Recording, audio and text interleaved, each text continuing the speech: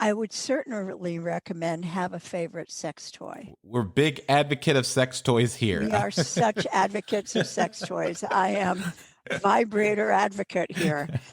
Um, and I'll tell you in my own experience, and I talk about this in the book, when I was grieving the loss of my great love, Robert, I knew because I was already a sex advocate. I was already a sex educator. I was already the author of books about older age sexuality. I was even known for that already.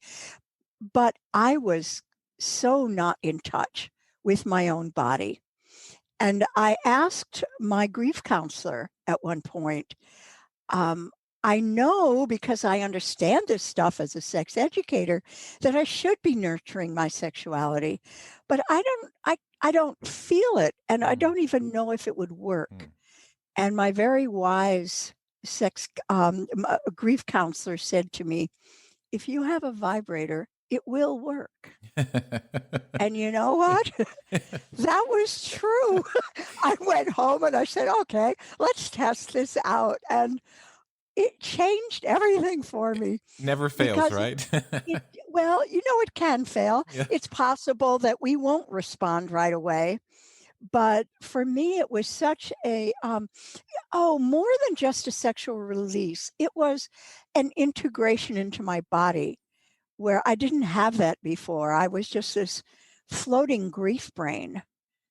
And I'm sure people who are in grief are going to go, floating grief brain. I know what that Right, means. right. Absolutely. It's something that so many people experience and have difficulties to try to move through that stage of grief back into what maybe we would call their typical life again. It's very difficult. Yes. No, And it's especially difficult when other people in our lives are trying to give us well intentioned yeah, advice. And I have a whole chapter in grief, sex after grief, that has the myths that people tell us and the truth about that, and then the myths we tell ourselves and the truths about that.